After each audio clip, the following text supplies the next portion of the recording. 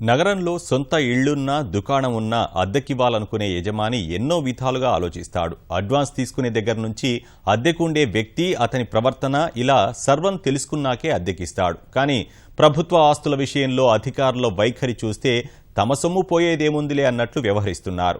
ఒంగోలు నగరపాలక సంస్థ పరిధిలో ఉన్న దుకాణాల సముదాయాల విషయంలో అధికారులు వ్యవహరిస్తున్న తీరు ఇందుకు నిదర్శనం.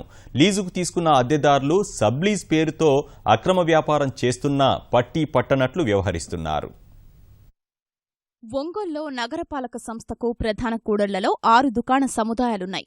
వీటిని నిబంధనల ప్రకారం వేలం పద్ధతిలో 25 ఏళ్లకు లీజుకు గతంలో కేటాయించారు. లెక్క ప్రకారం వీటిని దక్కించుకున్నవారే దుకాణాల్లో వ్యాపారం నిర్వహించాలి. ప్రతి నెలా క్రమం తప్పకుండా అద్దె చెల్లించాలి. విరుద్ధంగా వ్యవహరించిన వారి లీజును రద్దు చేసే అధికారం నగరపాలక సంస్థకుంటుంది. అదేవిధంగా ప్రతి 3 ఏళ్లకోసారి అద్దె మొత్తం 33.5% పెంచాలి. లీజు గడువు 25 ఏళ్లు పూర్తయిన తరువాత వాటికి తిరిగి వేలం నిర్వహించాలి.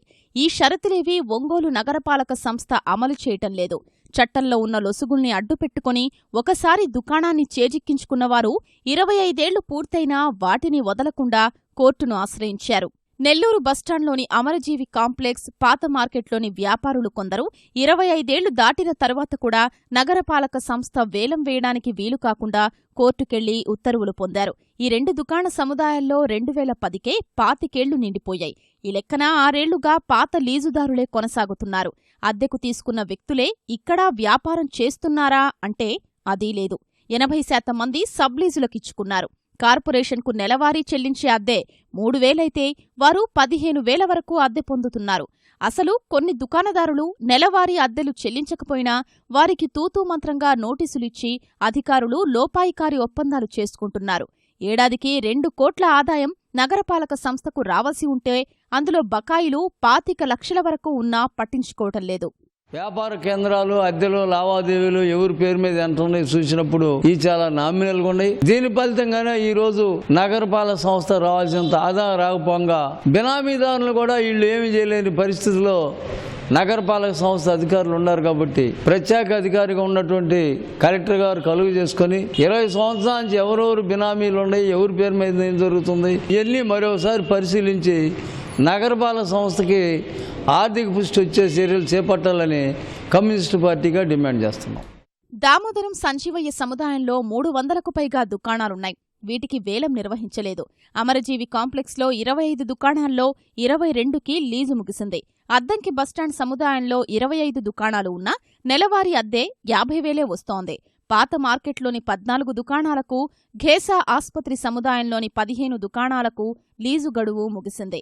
లాయర్పేట, దామోదర సంజీవయ్య మార్కెట్లో దుకాణదారులు అద్దె చెల్లించకున్నా పట్టించుకున్న దిక్కే లేదు. కొంతమంది అధికారుల యొక్క అండదండలతో ఉన్న పెద్ద మనుషులు తక్కువ రేట్లకు లీజు తీసుకోవటం, ఎక్కువ మొత్తానికి అద్దెలకు ఇచ్చి లక్షల రూపాయలు సంపాదించుకున్న మనకు అందరికీ తెలుస్తూ ఉంది. మున్సిపాలిటీకి ఆదాయం పెంచుకోవాలన్న చిత్తశుద్ధి ఉంటే ఈ అన్ని షాపుల మీద ఒకసారి ఇప్పుడు అద్దెదారులు ఎవరు, ఎన్ని సంవత్సరాలు మించి ఉంటున్నారు, వాళ్ళు చెల్లిస్తున్న అద్దె మొత్తం ఎంత, ఈరోజు పెరిగిన రేట్లకు అనుగుణంగా అది తక్కువగా ఉందా ఎక్కువగా ఉందో రివ్యూ చేసి మళ్ళీ ఫ్రెష్గా అద్దెదారులకి ఇవ్వాల్సిన అవసరం ఉంది. అప్పుడే పారదర్శకంగా ఉంటుంది. అట్లాగే మున్సిపాలిటీకి ఆదాయం కూడా పెరుగుతుంది.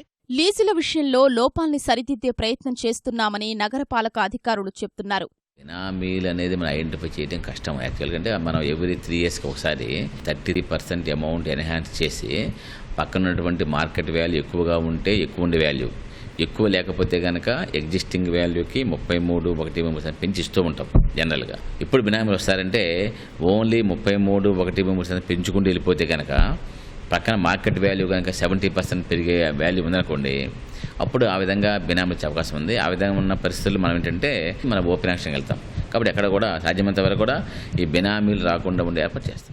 కోట్లాది రూపాయల విలువైన దుకాణ సముదాయాల నుంచి నగరపాలక సంస్థకొచ్చే ఆదాయం నెలకు 4 లక్షలకు మించటం లేదు.